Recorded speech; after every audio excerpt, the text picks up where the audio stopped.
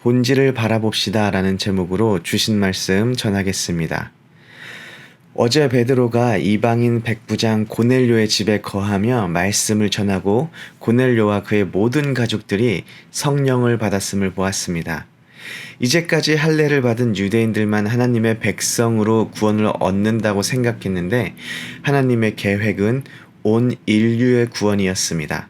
베드로가 그 감격스러운 순간의 한가운데 있었습니다. 제가 베드로라면 그 깨닫게 된 하나님의 구원의 계획을 빨리 교회에 돌아가서 사람들과 나누고 싶은 생각이 들었을 것입니다. 그래서 베드로가 다시 예루살렘 교회로 돌아왔는데 상황이 조금 이상하게 돌아갑니다. 오늘 1절을 보면 유대에 있는 사도들과 형제들이 이방인들도 하나님의 말씀을 받았다 함을 들었다고 성경에 기록되어 있습니다. 이방인들도 하나님의 말씀을 받았다는 것은 큰 감격이 되어야 합니다. 그런데 이상하게 베드로는 할례자들로부터 비난을 받습니다.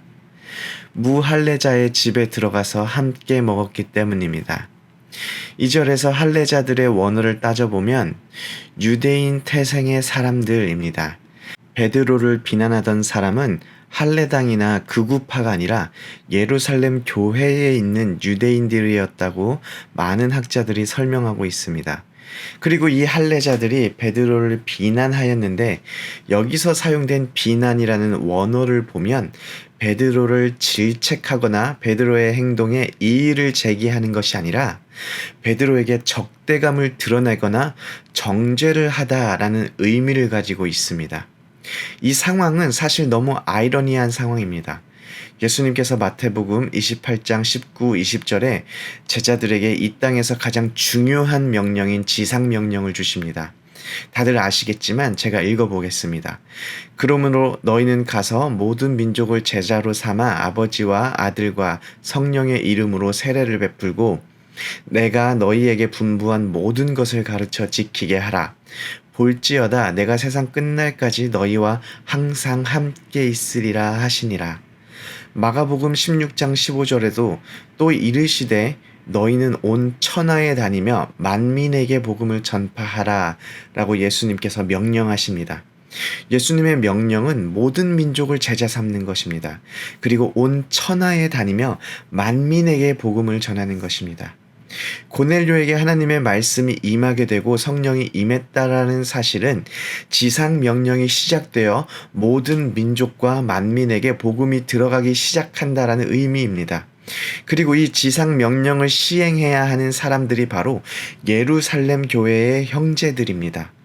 온 민족과 만민에게 복음을 전해야 하는 사람들이 유대인이 아닌 이방인에게 복음이 임한 사건을 가지고 기뻐하지 않고 오히려 비난하고 있는 상황인 것입니다.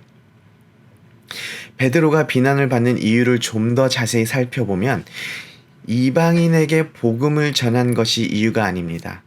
이방인에게 예수 그리스도의 이름으로 세례를 주었기 때문도 아닙니다. 할례 받은 자들이 베드로를 비난하고 있는 이유는 베드로가 무할례자의 집에 들어가서 함께 먹었기 때문입니다. 좀 더 자세하게 설명을 한다면 어제도 말씀드렸듯이 유대인들에게 밥을 함께 먹는다라는 것은 큰 의미를 가지고 있습니다. 고대 이스라엘의 문화에서 왕이 저를 왕의 저녁 식탁에 초대했다면 그 의미는 저를 왕족이나 왕족의 수준의 사람으로 인정한다라는 의미입니다. 예수님을 보면 세리들 그리고 죄인들과 밥을 같이 먹었습니다. 이것을 보고 바리새인들이 화를 냈습니다.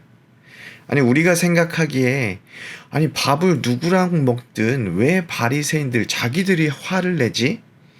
생각할 수 있지만 하나님의 아들이라는 사람이 그에 걸맞는 대제사장이나 위대한 율법가와 밥을 먹는 것이 아니라 세리, 죄인들과 밥을 먹는 것은 세리나 죄인들이 하나님의 아들의 위치가 된다고 인정한다는 의미가 됩니다. 똑같이 할례당인 사람들은 베드로가 부정하고 무할례자인 이방인과 식사를 함으로써 부정한 사람이 되었고, 또 하나님의 백성인 베드로가 부정한 이방인 무할례자와 식사를 함으로써 베드로가 이방인을 하나님의 백성의 위치로 인정했다라는 의미가 되기 때문입니다. 지금 베드로를 비난하고 있는 이 무리들은 아주 커다란 본질을 놓쳐버린 사람들입니다.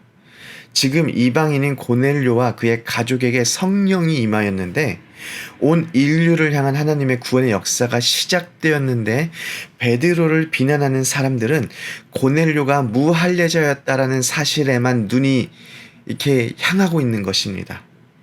지금 하나님께서 일하시는데 비본질에 눈이 멀어서 하나님의 일하심이 보이지 않고 무할례자 고넬료와 밥 먹은 베드로만 그 눈에 보이고 있는 것입니다. 요한복음에 아주 비슷한 이야기가 등장합니다. 요한복음 5장을 보면 예루살렘에 38년 된 안진뱅이가 등장합니다. 예수님께서 그를 고쳐주지요. 그런데 하필 그날이 안식일이었습니다. 그래서 5장 16절을 보면 예수님께서 안식일에 병자를 고친 것으로 유대인들이 예수님을 박해합니다. 지금 38년 된 병자가 일어났습니다. 놀라운 하나님의 표적이 그곳에서 드러났습니다. 그런데 지금 유대인들은 예수 그리스도의 표적 앞에서 하나님의 능력을 보지 못하고 무엇을 보고 있습니까? 안식일에 병 고치면 안 되는데 병 고친 예수 그리스도만 보이는 것입니다. 안식일을 지켜야 한다는 그 비본질에만 집중하다 보니까 진정한 본질 되시는 예수 그리스도를 바로 눈앞에 두고도 예수 그리스도가 눈에 들어오지 않는 것입니다. 오늘 본문 4절부터는 베드로가 자신이 경험했던 환상을 이야기하며 자신을 변호하기 시작합니다. 다들 아시겠지만 하늘에서 큰 보자기 같은 그릇이 내려오고 목소리가 있어 베드로에게 그것을 먹으라 합니다. 베드로는 8절에 내가 이르되 주여 그럴 수 없나이다. 속되거나 깨끗하지 아니한 것은 결코 내 입에 들어간 일이 없나이다 라고 대답합니다. 그러자 하늘에서 하나님이 깨끗하게 하신 것을 내가 속되다고 하지 말라라는 말이 들립니다. 성경은 베드로가 먹었는지 안 먹었는지 알려주지 않습니다. 그것은 중요한 것이 아닙니다. 베드로 역시 그 당시 부정한 것은 먹지 말라는 구약의 계명을 지키기 위해서 하나님이 먹으라는 명령을 거부했습니다. 구약의 계명과 하나님의 직접적인 명령 중에서 무엇이 본질이고 무엇이 비본질입니까? 하나님의 직접적인 명령이 본질입니다. 오늘 말씀을 통해서 우리의 삶을 한번 점검해 보기를 원합니다. 우리 삶 가운데 비본질은 무엇입니까? 그리고 우리의 삶 속의 본질은 무엇입니까? 혹시 이제까지 우리의 경험, 전통, 그리고 규칙들 때문에 예수 그리스도와 그의 복음이 가려져 있지는 않는지 돌이켜보기를 원합니다. 경험이나 전통, 규칙과 같은 것들은 비본질이기 때문에 필요 없다 말하는 것이 아닙니다.